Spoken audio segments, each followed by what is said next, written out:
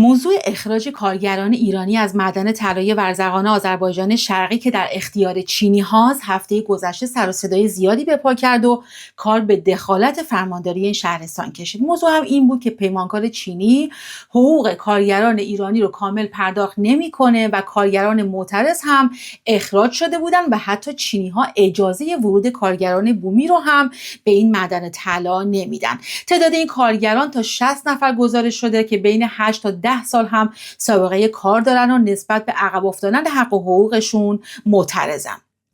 اما دیروز فرماندار شهرستان ورزقان اعلام کرد که هیچ اخراجی در کار نیست و مطالبات کارگران پیگیری شده و حتی مدعی شد که معدن در اختیار چینی ها نیست و تنها 2 تا 3 نفر چینی در کنار مهندسان ایرانی دارن کار میکنن. من مشخصات شرکتی رو که در حال بهره برداری از این معدن‌ها رو بررسی کردم و خب بعید میدونم که آقای فرماندار از این جزئیات بی اطلاع باشن.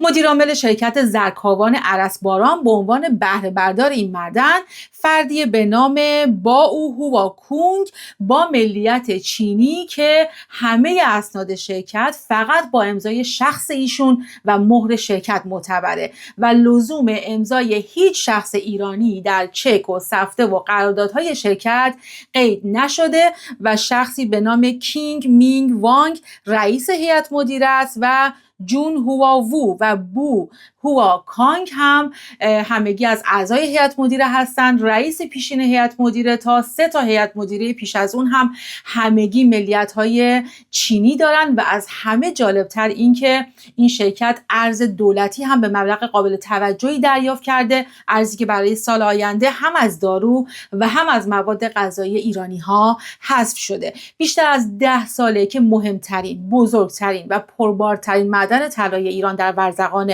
آذربایجان شرقی دست چینی هاست و درآمد حاصل از فروش طلای استخراج شده از این معدن به جای کمک به درآمد ارزی کشور داره به جیب پیمانکاران چینی واریز میشه. معدن طلای مزرعه شادی به خاطر ذخایر بالای طلا همواره مورد توجه سرمایه‌گذاران بوده، اما حالا که قیمت طلا در بازارهای جهانی هم بالا رفته، بهره برداری از این معدن سود هنگفتی را نصیب چینی‌ها کرده. این در حالیه که چینی‌ها تنها با پرداخت 15 میلیارد تومان اختیار این معدن رو در دست گرفتن، اونم بدون مزایده در یک فرآیند کاملا غیر شفاف. حتی پیمانکار چینی به تعهدات موجود در قراردادش هم پایبند نبوده و پرداخت نکردن حقوق کامل کارگران ایرانی و تخریب محیط زیست تنها بخش‌هایی از تخلف چینی‌ها در این معدنه. پیمانکاران چینی حتی از میزان طلایی که سالانه از این معدن دارن استخراج میکنن هم هیچ گونه گزارشی ارائه نمیکنن. تازه قرار بود که فعالیت این معدن حداقل به نفع مردم محلی باشه که حتی اینطور هم نشد و اعتراضات کارگران نشون دهنده این واقعیته.